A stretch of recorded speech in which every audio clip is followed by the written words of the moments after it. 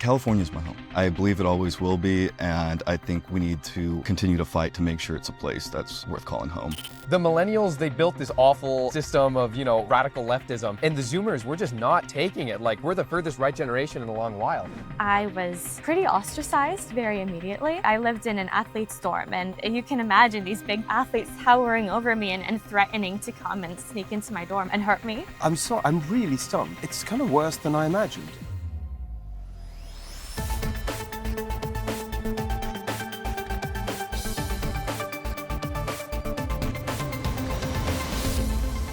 Hi everyone, welcome to the Steve Hilton Show. Very special episode for you this week. I'm here in Las Vegas and I came to speak to the California College Republicans, an amazing and growing group. And I had some conversations with a few different members, and I'm telling you, they were the most inspiring conversations that I've had in all the time I've been on the road. There's something incredibly thrilling about these young people who are standing up in the face of, as you will hear, threats of violence and intimidation, but they're going for it. And they're saying, we've had enough of the insanity in California.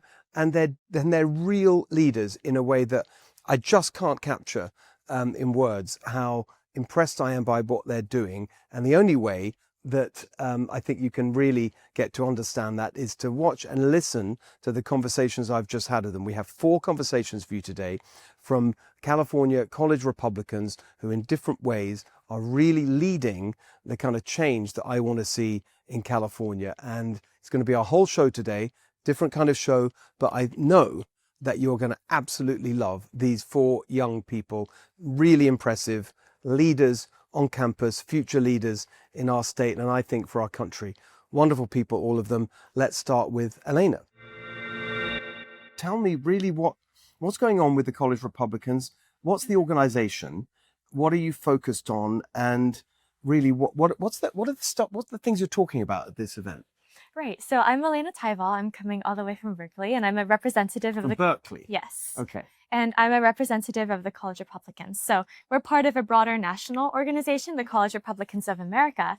And then this is our California convention. So if you know where your taxpayer dollars are going in California, actually it's students who tend to allocate a lot of those. Mm-hmm. And students are able to pass initiatives within their student governments, such as, a lot of what you see at local agendas are caused by these student governments. So something that College Republicans strives to do mm-hmm. is we get conservatives into student government and mm-hmm. we amplify the voice of the often misheard and mm-hmm. pushed to the side common sense party, right, yes. of conservatives, which tend to be a silent majority. And so we get the dual engagement of trying to bring out, this silent voice that's too afraid to come out on campus and mm-hmm. say, yes, I'm a conservative, these are my values, and this mm-hmm. is what I believe in.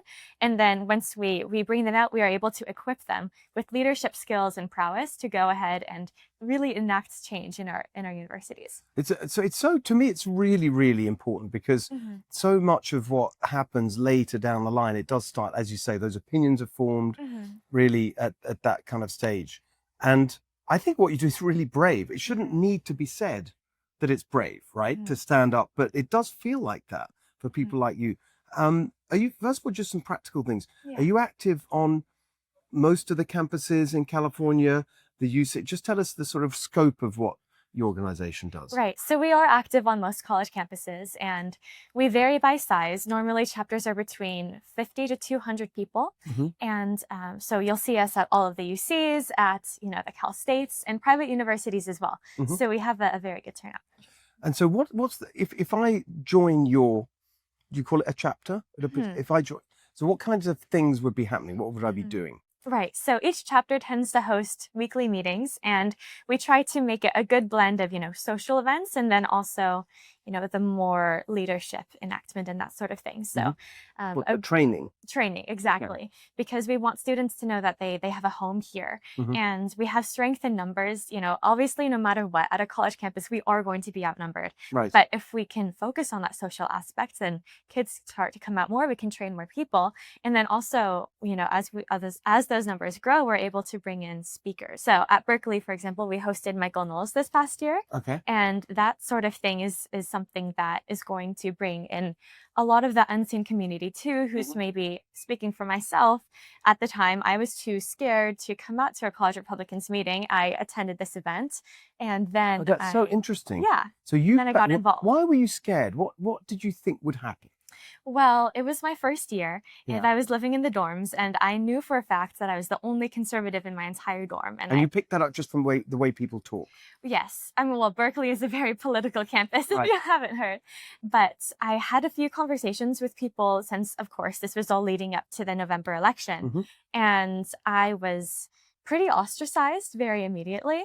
And actually, I lived in an athlete's dorm. And you can imagine these big athletes towering over me and threatening to come and sneak into my dorm and, and hurt me. Really? Yes, my first year. And Are you so serious? I was afraid that if I would come to a meeting, it would only get worse. Wait, that's so interesting. So you had actual threats of physical harm? Absolutely. Can you tell me about that? That's like, what were they specifically? Specifically threats that they would come in and, just try and harass me or, punch me in the face or like show me, Like threats of violence? Threats of, if you talk to... I just want to, the reason I'm sort of pressing on it, because I think the details really capture it.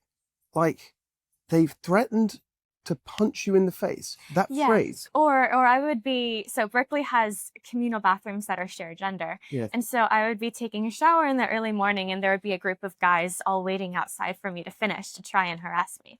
And so I started showering at, say, 4 or 5 in the morning, hoping that, I could find some solace there. I wish that it was an anomaly, but I've spoken with many of the girls in our chapter and in other chapters too throughout the state, and it's something we bond over, and it shouldn't be, but it's so common, unfortunately. And can I just ask on that specific issue of the intimidation and the threats, is there any recourse through the normal university channels? What happened there? Well, good question. Typically, the situation would be you reach out to your residential advisor, and then, something happens, you can report an incident and have a write-up. And I emailed my residential advisor about it, I believe 12 times throughout the school year, and nothing was ever done, unfortunately. I scheduled meetings with her and nobody showed up to the Zoom call. So unfortunately, the system tends to fail us in that sense. Everything you're saying is what's worse and worse. And so did you just drop it in the end? You thought, well, I'm not going to get anywhere with this. Oh, well, no. Okay. We can't do that, can we?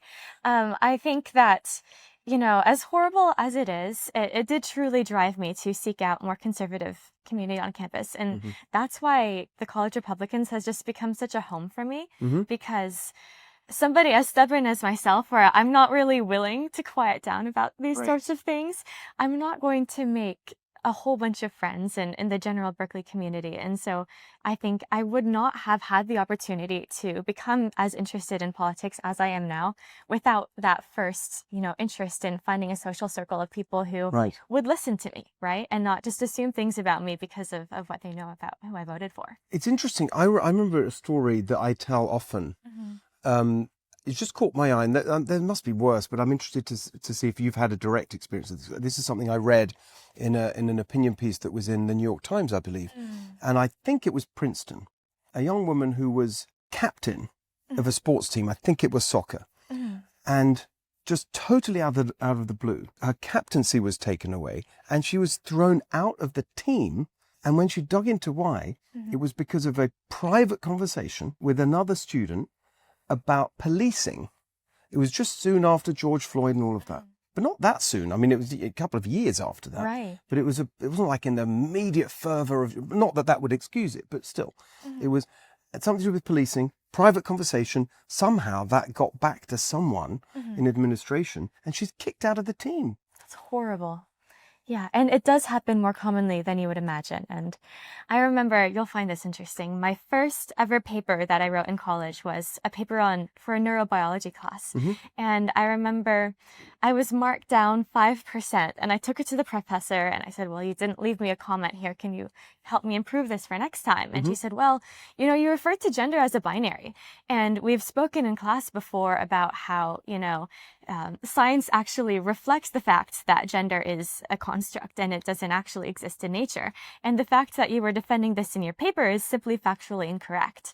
For the rest of the semester, unfortunately, that professor and I had a bit of an interesting relationship. It was a small class, so we were able to have a lot of discussions on it. But from the beginning, I think that, you know, if you are willing to talk about that, even in private with other students, if it gets up, it will come back to you, unfortunately. It is really amazing to think that, I mean, again, it's just so powerful to have your testimony because we sort of hear about it and it's written about, but you've experienced it. Yeah. And so your response is to not be cowed, not to be intimidated, but to stand up for what you believe. What's it been like since you actually, you know, officially and publicly, as it were, joined the college Republicans? You know, I find this very funny because the Democratic Party claims that they are one of empowerment.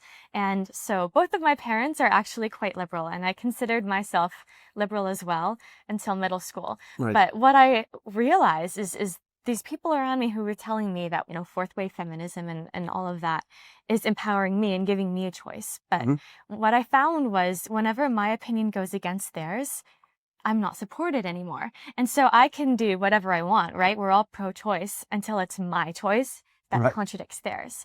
And so when I started coming out openly, you know, on campus, a lot of our college Republicans chapters, we do something called tabling, where we will set up a table with a banner in the main plaza on campus. And people will come up to us in between classes and maybe have a nice civil discussion, maybe throw tomato juice, you never know. That's really happened. Yes, look up John Paul Leone at Berkeley. It's on Fox News. But I found myself empowered.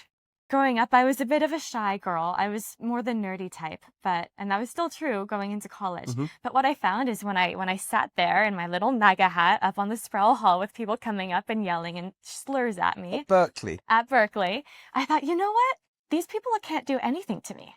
You know, maybe they'll hurl some insults at me. Maybe they'll truly assault me. But at the end of the day, you know, there is such a thing as objective truth and beauty and goodness. And I think that our higher up institutions have forgotten this, right? If you were a PPE major, if you take a philosophy course, it's so much fun to think about, well, what if there isn't such a thing?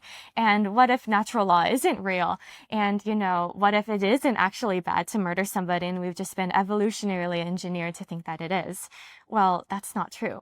And I think that when you stand up for what you do know to be universal truth and beauty and goodness, and when you stand up for the values that our beautiful country was founded upon, it's so rewarding. And I think for me personally, it's just grown my character so much to the point where, you know, these kids can come and say anything to my face and I'll be okay because I'll know that I've been standing up for what I believe in.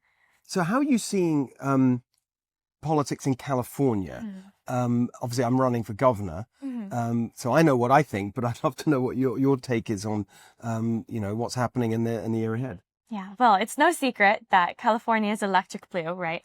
And I think that we've experienced the last several decades to truly let leftism run its course in California. We have an opportunity to see, okay, what happens when these policies are put into motion? And what happens is it fails us. And it fails people like me, and it fails people like my brother and the other students at our school. And what you see is young men who are left feeling isolated and depressed, who aren't getting their driver's licenses and are going to college at decreased rates. And it leaves women feeling unfulfilled and feeling voiceless.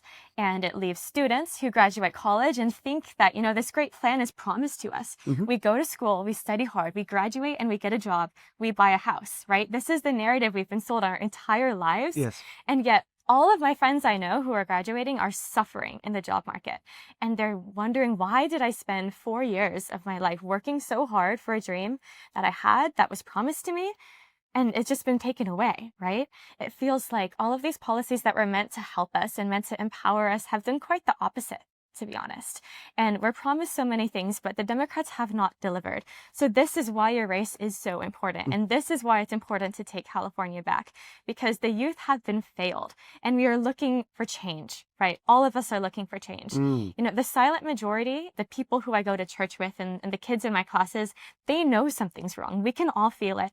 And we're looking for where we can channel our energy and where we can put this change. And you are the answer to that.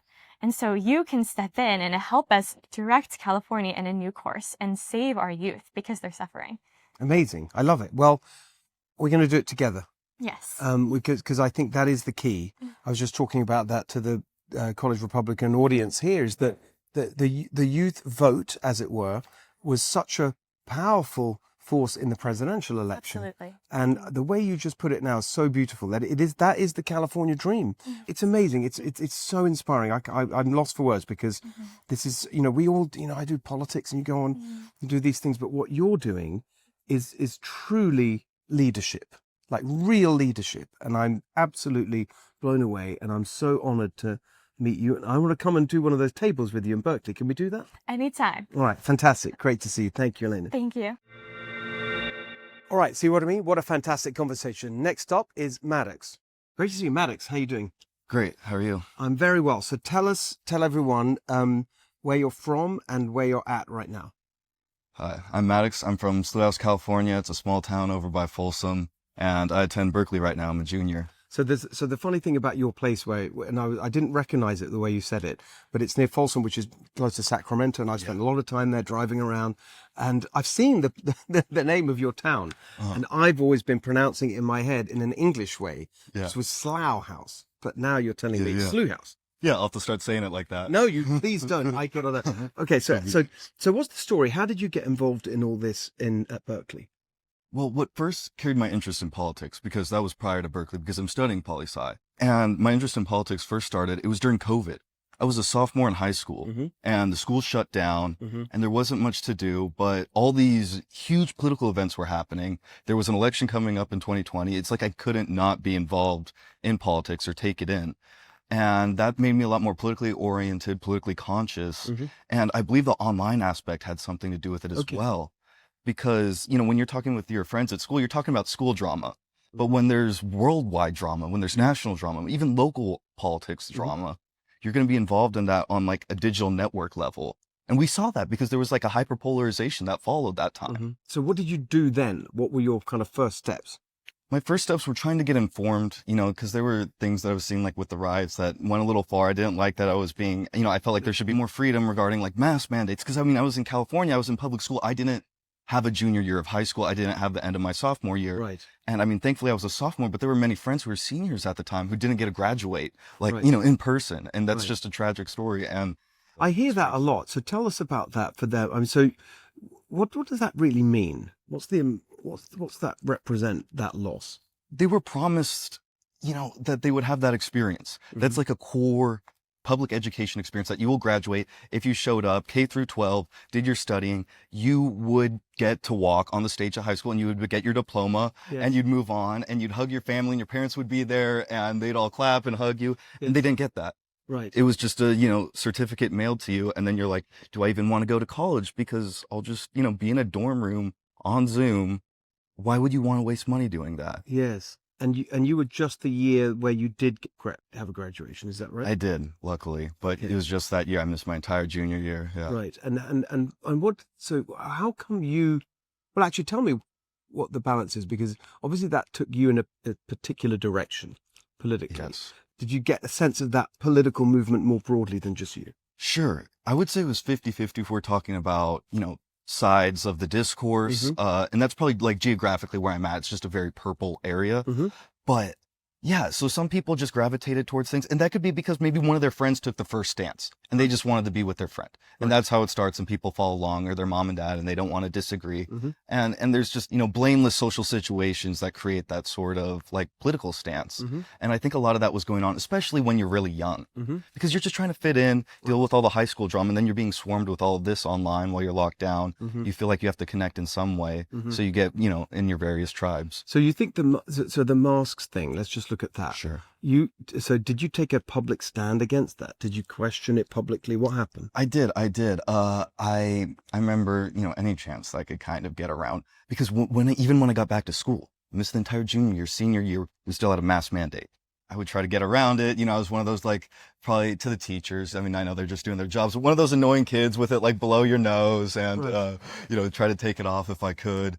And I remember there was times too, they didn't check, thankfully. But the way I took a stand is I just didn't get the vaccine. I filed a religious exemption. Mm-hmm. And, they said, like, oh, well, if you don't, if you didn't get vaccinated, you have to wear a mask. But there was no way they could really check it. Right. So I just sort of, Right. broke the honor system. Right. And were others doing that with you? There was a couple, yeah. There's a couple, and they've been close friends with me for a while. The solidarity. Yeah, there's a little But solidarity. did the majority go along with it? The majority went along with it, yes. Right. And did you get any blowback personally from other people? Like, why are you doing this and whatever? You know what? I did a bit. I feel like there was more, not direct confrontational, but there was like indirect judgment Mm-hmm. from some peers.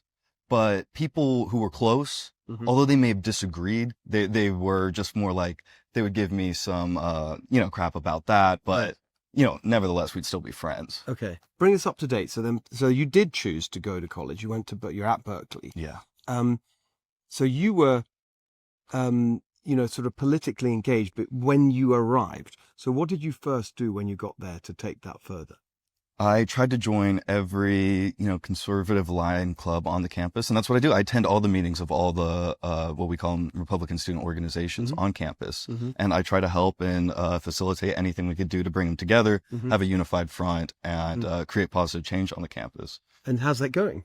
It's going great. I feel like we're getting stronger relationships between them. We saw that, this last election was very successful. Mhm. Trump won the election. You had both chambers in the House. Mm-hmm. And even there were some gains on the California state level. You were talking about this. The 6.1 million vote for Trump. Yes. That is phenomenal. Yes. Tell us about that. Do you get a sense that things are changing and moving in a more, I think we all use this term, common sense direction, away from the leftism and the ideology? Is that happening? Do you sense that at Berkeley? That is 100% happening. When you look at something like Prop 36 supermajority for something that was opposed by the governor, who has a supermajority in the legislature. And, you saw district court victories, with the Grants Pass v. Oregon case, regarding the homeless encampments. You see these victories happening, in the California area. And I would say that although it's changing this direction, I don't think we should get complacent just because on the national level, we have the victory. Yes. Because here we see strong blowback at the university level because they still have control there. They still have control of certain big state level institutions. The universities get a lot of funding. Yes. They want to strike back.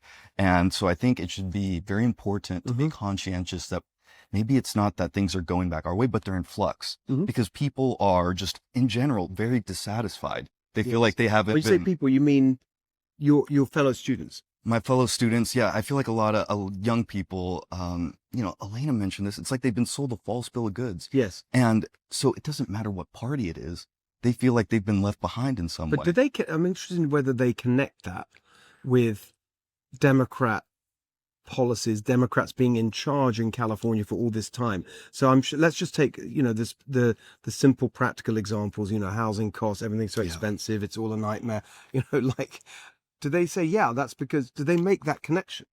No, they don't, unfortunately, because, they may complain about housing costs, for example, but then they support, CARB regulations that heighten the gas price. And then they're spending more money on that and they don't have enough money to buy a house. And, What do they say? Do you have that conversation with them? What do they say in response? Oh, well, they would basically say something, like they will take a moral high ground about the environment, that's, willing sacrifice. But, there's also bad things for the housing that, they're unnecessarily high priced. There needs to be more housing built. Meanwhile, when there's like 1,000 bills that the, legislature passes out a bill. And like so many of them, you could click on like LIS or something. I'm sure there's hundreds of housing bills just putting out housing. And yet we still have a problem. So this thing is so much more. I say that the whole time. They've passed literally hundreds of bills on housing, and the problem it's getting worse, not better. Yeah, interesting. So what's your next move on all of this? How do you see yourself taking all your activism forward?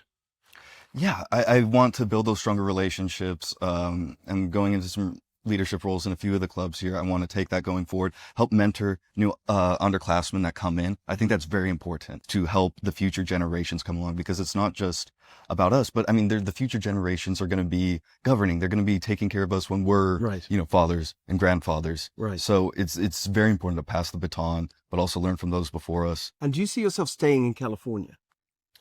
I do. I don't, if I actually plan to commission in the U.S. Marines after graduation. Oh, man. And so that might bring me out of California, though I know there's some stuff in San Diego, but California is my home. Okay. I believe it always will be, and I think we need to continue to fight to make sure it's a place that's worth calling home. So what do you see? I mean, you heard me speaking earlier. What do you think? Do you think it's possible to turn it around in California, specifically next year when I'm running for governor? Of course it's possible. We just saw precedent right now. We could build on that momentum. We see that they're willing to vote. The supermajority, that's only about 120 people. Mm-hmm. So just because they're elected with, the gerrymandering and stuff, it's a little sketchy. Yes, exactly. And, it's not actually that much up against us as it is. It's 43%, as you mentioned, voted for Trump. Yeah. But then we look at something like 36. I mean, that's 70%. Yes. If you follow that formula, yes, you're going to see electoral victory and you're going to see change. Yes. I love it. Very good. That's the plan. Maddox, great to see you. Thank you, man. Wonderful seeing you. Appreciate it. Thanks. And now we have Miguel. Hey, Miguel. How you doing? Good Hey, to see great you. to meet you. So what's the story? Tell everyone who you are and where you're at. So I'm Miguel. I'm the vice chair of the California College Republicans, president of the Berkeley College Republicans. And, I come from a small immigrant town, a lot of anti-Trump sentiments. It's San Miguel. It's in San Luis Obispo County here in California. Yeah. And, growing up, everyone just told me Trump was the devil. In fact, my dad still believes it fully through and through.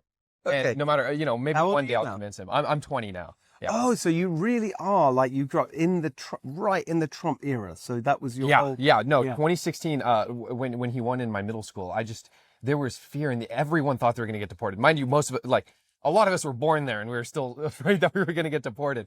It's crazy the things that you believe when you're a young kid. Yeah. Right. So people were saying that at school. At school, mostly peers, but you had a few teachers that would vaguely play into that. Oh, if you see an ICE agent and you're a citizen, like there was nothing to really worry about, especially at the time. Why did you go, and was it right back then that you went in the pro-Trump direction? Well, I've always been conservative by nature. Everyone has their own story. It's always a random issue, and that's why I think messaging is so important, because people are captured by just the darndest things. And my thing was the gun issue. Okay. So I'm maybe in 6th grade, 5th grade, something like that, and I'm watching CNN and I hear a reporter say fully semi-automatic, something like that, and then I'm thinking I've played Call of Duty before.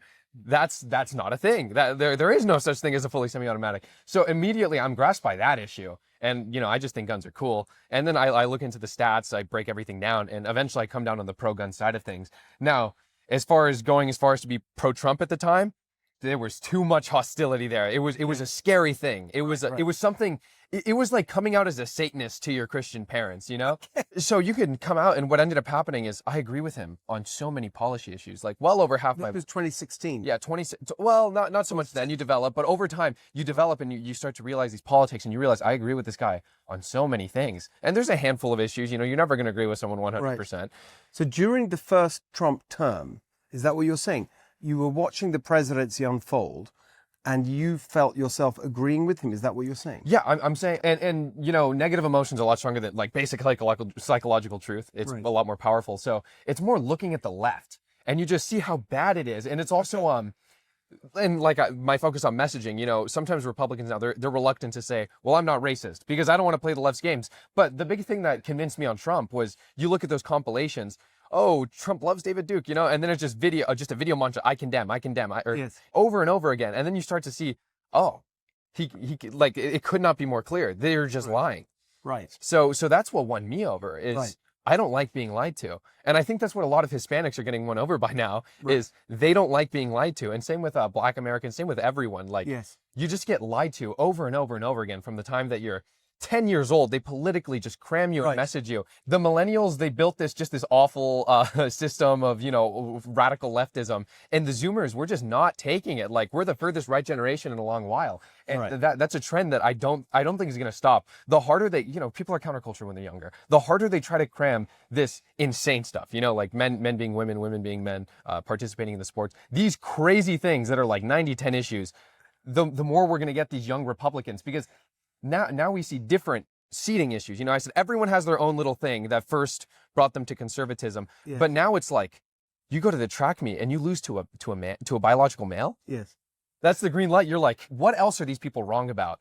Just on that specific point, I was there as I mentioned in my talk to all of you. I went to Clovis where the track and field championships were, and laid out how I will be able as governor to overturn the law that enables all this insanity. But even around then, I did notice there were some fellow competitors who were sort of reciting the leftist position on all of this and say, oh, it's great, and AB and this and that. So it's not that the rejection of that is not universal. Something that is such obvious common sense, right? To us. It's not universal, but like nothing's universal. Like there's still Hitler supporters out there, but like just like these small things, these are super fringe. If you poll Democrats, I haven't checked recently, but I think that the majority of Democrats don't agree that Correct. So you just wonder, like, how does this even happen? That's what I keep saying. Is like, why are we even having this conversation? It's so absurd. I love that Riley Gaines, actually, that's the word she uses all the time. Like, this is it's absurdity. Like, it's just obviously absurd. And yet we're still having to kind of justify the resistance to it. It's amazing. And I think the problem is that Democrats can hide away. Well, this is the fringe, right? And this is the fringe. And I think both fringes, like there's a lot of fringes on the right that I don't care to mention by name, but they think they're the majority of right-wingers. And just like on the left, if you go to those Berkeley classrooms and you ask them, should biological men be allowed to participate in women's sports, they will confidently tell you yes. And not just yes, they genuinely believe that this is how most, at least Democrats feel. And that's not even true. And it's like, if your side of the political aisle, you can't even get 25%, basically 25% of the population be in support of something you believe. Like it's well outside the Overton window. That's why Republicans right now, we need to cram legislation through that is obviously not going to pass. We don't have the majority that we need, but we need to put the Democrats on the defensive because they're beholden to their radical base, and they just make them come out and say, we support your daughter who you put in self-defense classes, boxing lessons. We support, her getting right hooked by a biological man. Like, that's something that we support. We need to force the Democrat. And I do this, and they'll move everything around. And the students on my campus, they always go, well, this. I'm like, well, let's start here. Same with the pro-life issue, the abortion issue. Yes. Well, what about somebody who was raped and or somebody that immediately, they'll bring up these fringe examples. I'm like, okay, we can talk about that. And I'm more than willing to talk about that. But first, we have to talk about the person who consensually engaged. And they don't want to do that because they know they're going to lose. They know it's not popular. We need to force them on the defensive everywhere. I love that's right. Just be confident in our own positions. But that's what you all are. That's why it's so inspiring to me, honestly. Yeah. To come here and see you all. Just that confidence is absolutely inspiring and I think infectious. I want to come back to the place you started, which is, ICE, deportations. What do you think what's been happening in the last few weeks, Los Angeles and generally, what's that doing to what, if anything, to what we saw, which is this massive trend across the country, less so in California, of Latinos moving towards Trump and the Republican Party? Do you think it's changing that or not really? I'm not sure that it's going to change it, but what I do see is a huge spur. Like, I grew up in an immigrant community. A lot of people got their citizenships under Trump. A lot of people have good feelings towards Trump because of those things, and that's a good thing. If you get your citizenship, you earned it, right? That's the system that we have right now. And I think that there's a large focus on especially in this administration, deporting specifically criminals, which is again, it's these 90-10 issues, because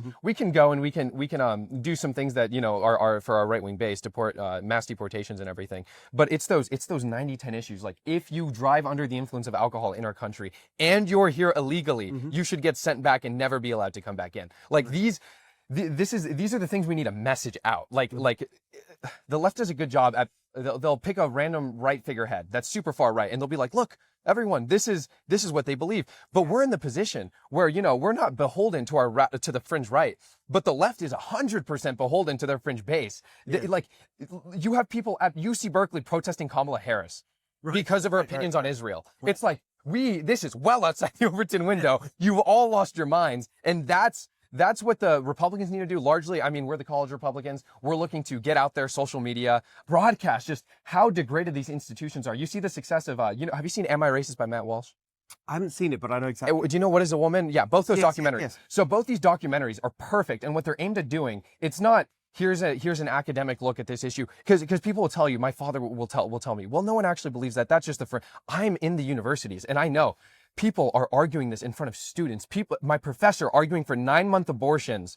I talked to her about South Korea has no abortion laws. And I air that, like, is that of concern to you? And she's like, no. I'm like, what about a 9-month abortion where the woman consensually engages in sex and now she just doesn't want the baby? And she says, well, that rarely happens. I'm like, well, a lot of things rarely happen, but like, does that mean it should be legal to do that? And she's like, well, it's like, no, actually, there's not a lot of nuance here. Yeah, and the fact that they're defending, that's what we need to project out, how bad the institutions have gotten so that we can sub out control and we can get these college educated conservatives. This is why people are afraid to come out on our campuses. I have people, we're tabling all the time. The closet conservative community on campus is enormous. You get a lot of quiet thumbs up. You get a lot of people walking by. I really appreciate what you do. What you just did, the quiet, like they'll walk by and they'll give you a little thumbs up and they'll walk by and they're like, good job. Or they'll walk by your table. They'll be like, what is this about? I really appreciate what you guys are doing here. And they'll pretend like they're asking questions and they're supporters. And we let them know, like, come to our meetings. Not a lot of opposition at our meetings, it's just normal people talking. You don't have to be scared you're gonna like offend somebody, especially at Berkeley. Everything is a microaggression. I've gotten in trouble in so many, and I'm actually a very agreeable guy. There's a lot of controversy. If there's a transgender person in my class, I respect their pronouns. I try to be respectful. But like even that, I'll just say something like, I had a professor yell me up. We're reading Frederick Douglass. Amazing. If you haven't read any Frederick, you gotta read some. But Frederick lays out this system of revolution, right? He puts slavery next to the Revolutionary War, and he says, look at how similar these two things are. So the right to rebel is the same reason that the slaves have the right. It's the tyranny imposed upon them. So he draws that similarity. Right. My professor's like, what do we think of this, guys? And I said, I think it's a very libertarian view from Frederick. And he just starts scolding. I just thought that's what he wanted me to say because it seemed like the opposite choice. He just starts scolding me in front of the class. Well, where do you get that? And then I'm like, well, here also in the book. He's like, where else? And then I'm like, well, there's also this speech by Douglas. He's like, that speech is read the speech. So we went through for like 2 minutes. I read the speech. Every line was just more incriminating. It's like if he compares, he says, if the apple's rotten to its core, let it fall off the tree. And he says, if the Negro's rotted to his core, let him fall off the tree. And his whole idea was, you let them be free. And if they're not going to fall off, we'll see just how successful they can be. And he predicted everything. We didn't take the hands-off approach, and now we see just how crippling that's been for Black and Hispanic America. Like this constant government intervention at every single level.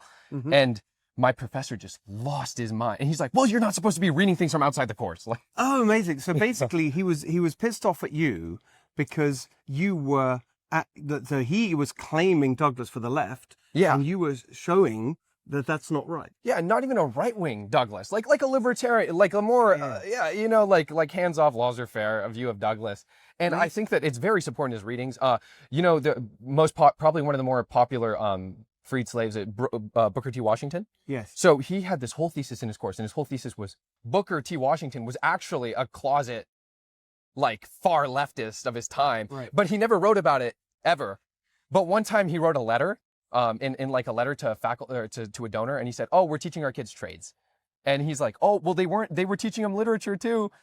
He didn't want them to know. He was just it was the mask. He kept saying it's the mask, and then there's cracks in the mask, almost like a schizophrenic going up there. Like we're gonna reclaim all these prominent, amazing thinkers for the left, even though they weren't leftists, like in any regard. Amazing. I love this. It's so just great. Academia is just gone. It's ruined.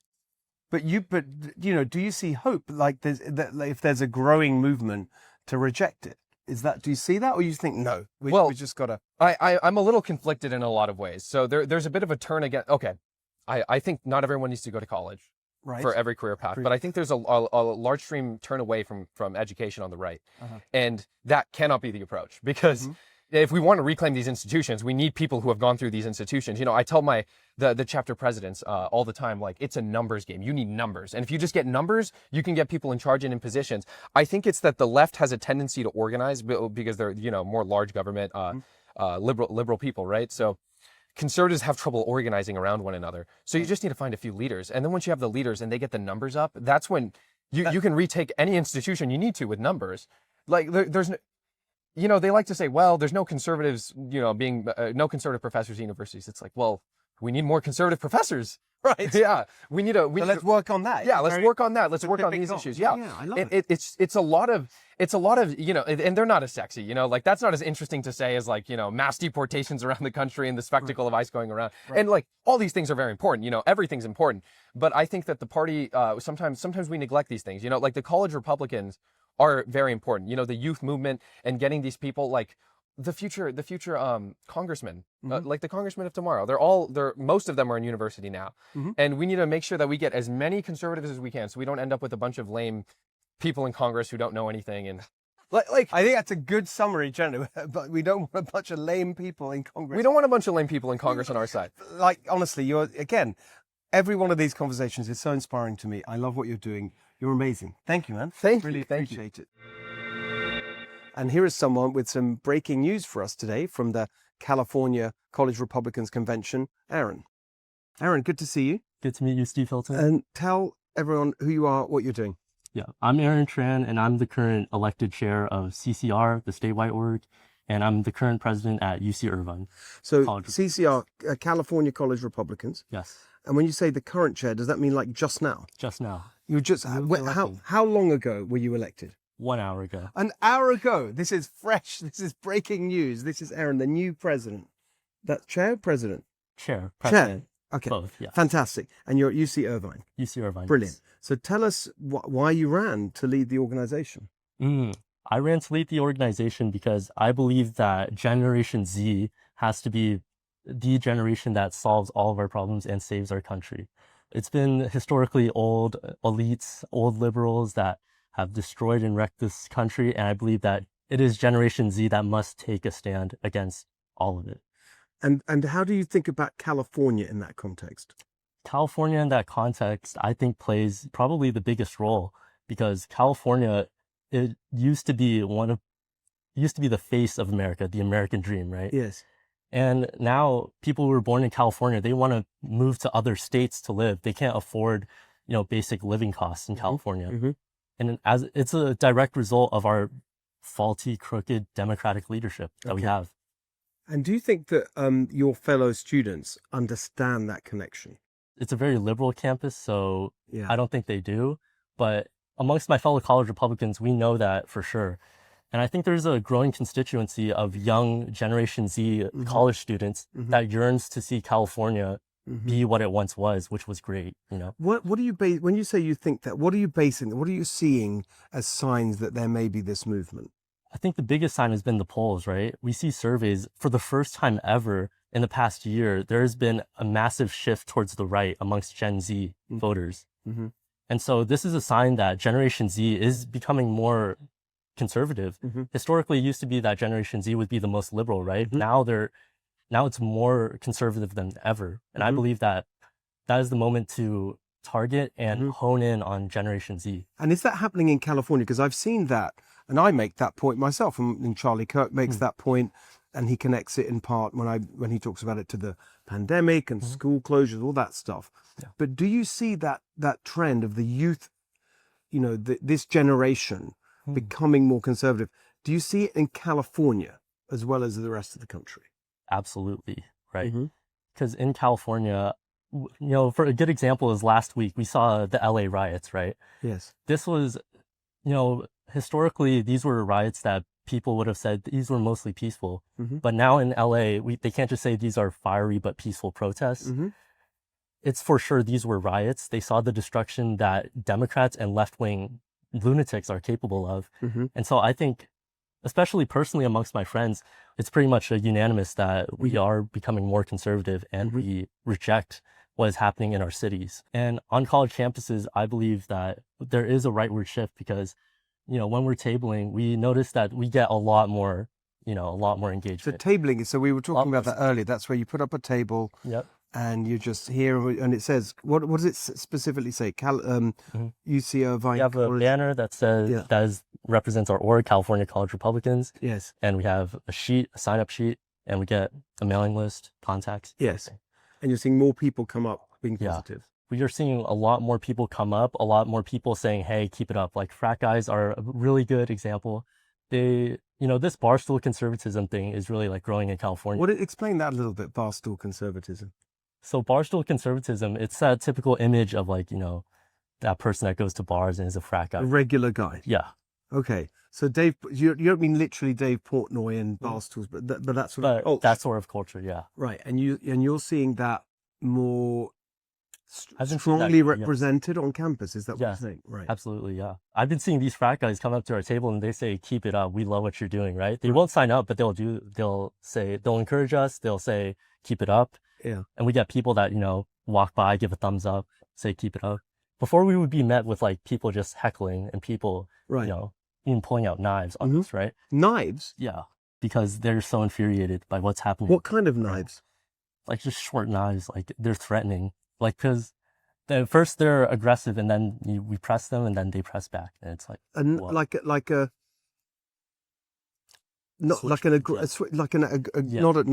from the from the dining hall. No. Like one you would see like on your like keychain or something like that. Wow. Yeah.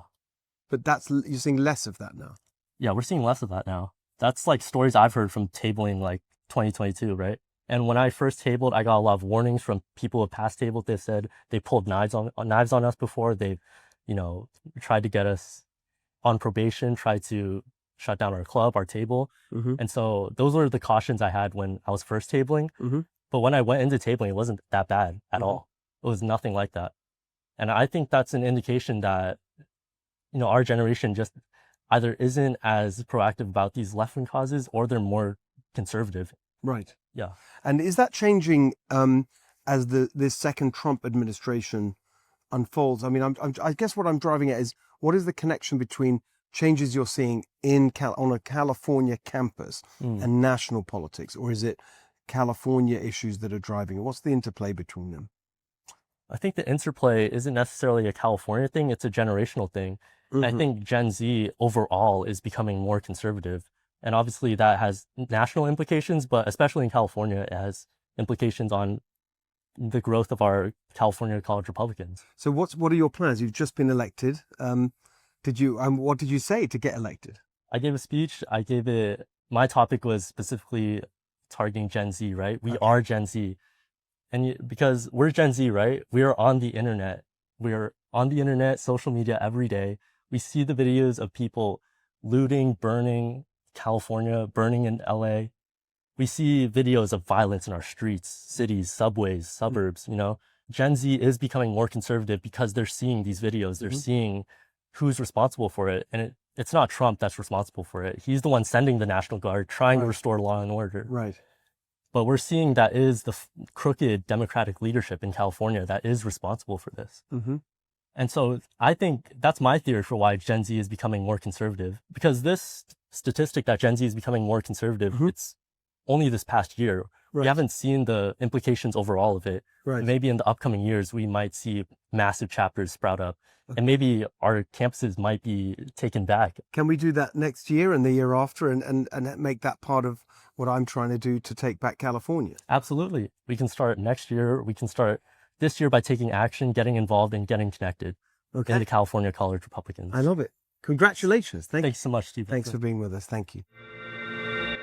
All right. See what I mean? That was our show for this week. Fantastic conversations. Gives me such hope and energy for what we're doing with my campaign for governor. I really want to make sure that this growing youth movement for common sense is a really, really central part of my argument for change in California and the campaign and the movement that we're trying to build. So please join us if you want to be part of that movement, stevehiltonforgovernor.com. And of course, come back next week for the next episode of The Steve Hilton Show. Follow us on Apple, YouTube, Spotify, wherever you get your podcasts. And of course, don't forget, Big Ideas Book Club. Great conversation this week. And we'll see you next week for the next episode of The Steve Hilton Show.